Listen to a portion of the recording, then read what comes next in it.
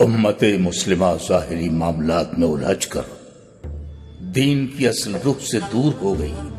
ایک مجلس میں کچھ یہی گفتگو ہو رہی تھی کہ ایک عقیدت مند اٹھ کھڑا ہوا اور سوال کیا کہ امت نمازیں کثرت سے پڑھتی ہے، پھر بھی ہر شخص شیطان کے چنگل میں پھنسا ہوا ہے۔ ایسے ہی سوال ہم سے بھی کرتے ہیں غافل لوگ کہ شیطان کہاں ہے؟ شیطان یہاں بھی ہے، وہاں بھی، کوئی ایک جگہ تھوڑی ہے، وہ ادھر بھی ہے اور ادھر بھی۔ اس سے بڑا نادان کون ہوگا جو یہ یقین کر بیٹھے کہ درگاہ کی چار دیواری میں یا کعبے میں ہم سے دور رہے گا شیطان۔ پتھر اگر انسان کو شیطان سے محفوظ رکھ سکتے تو بغداد کے بازاروں میں ہیروں کے مول بک رہے ہوتے پتھر۔ تمہیں حضرت بایزید بستامی کا ان کے حج والا واقعہ سنایا ہے میں نے پہلے کبھی؟ ایک بار حضرت سفر حج میں تھے، ستاروں سے رہنمائی لیتے ہوئے صحرا پار کر کے بالآخر جا پہنچے مکہ۔ وہ کعبہ معظمہ کا طواف مکمل کر کے اور حج کے فریضے سے فارغ ہو کر کعبے کے احاطے سے باہر نکل رہے تھے وہ کہ کیا دیکھتے ہیں کہ کعبے کے دروازے پر ابلیس دروازے سے ٹیک لگائے کھڑا تھا۔ ہاتھ میں اس کے ایک لگام تھی، گھوڑے کی لگام۔ حضرت اسے دیکھتے ہی پہچان گئے۔ اہل اللہ شیطان کو دور سے پہچان لیتے ہیں، یہ ایک الگ معاملہ ہے، کسی اور موقع پر بتاؤں گا۔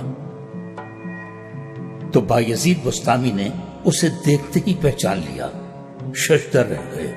یہ ابلیس لعین کعبے کے دروازے پر کیا کر رہا ہے؟ انہوں نے سوچا، پوچھا، تو اور یہاں ابلیس؟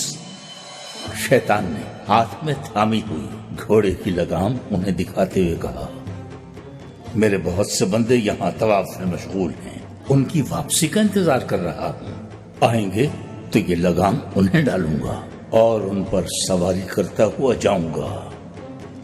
یہ سنا تو حضرت بایزید بستامی نے پریشان ہو کر ابلیس سے پوچھا، کیا میں بھی ان میں سے ہوں جنہیں تو لگام ڈالے گا؟ ابلیس نے ان پر ایک نظر ڈالی، پھر مسکرایا اور طنزیہ انداز سے ایک زوردار خیخا لگایا اور پھر آہستگی سے ان کے کان میں بولا، تم پر تو میں بغیر لگام کے سواری کر سکتا۔ مختصر یہ کہ وقت گزرا، بات آئی گئی ہو گئی۔ حضرت بایزید بستامی اپنے ملک لوٹنے کے لیے مکہ سے روانہ ہو گئے۔ ایک بار پھر وہی دشوار گزار سفر، دریا، صحرا، وادیاں عبور کرتے، سفر کی مشکلیں جھیلتے۔ ایک تیز رو ندی کے کنارے پہنچے۔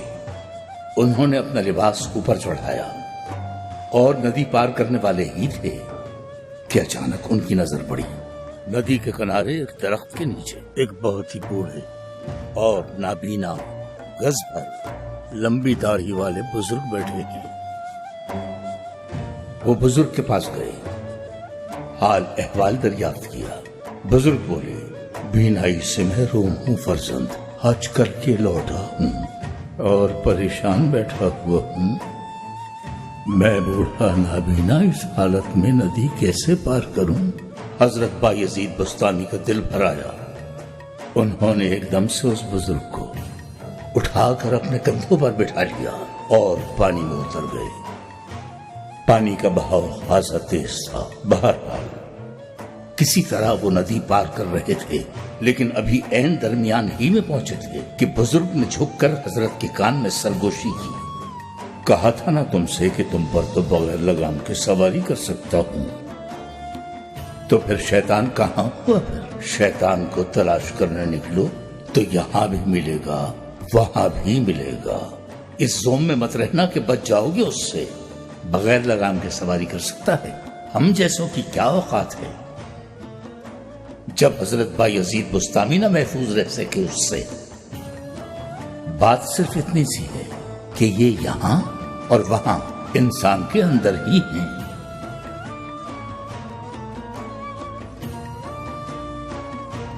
قلب مومن را کتابش قوت است، حکمتش حبل الورید ملت است۔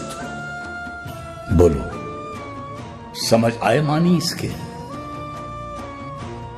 اسی لیے کہا گیا کہ تلاش کرنا ہو تو یہاں ڈھونڈو نہ وہاں، صرف اپنے اندر تلاش کرو۔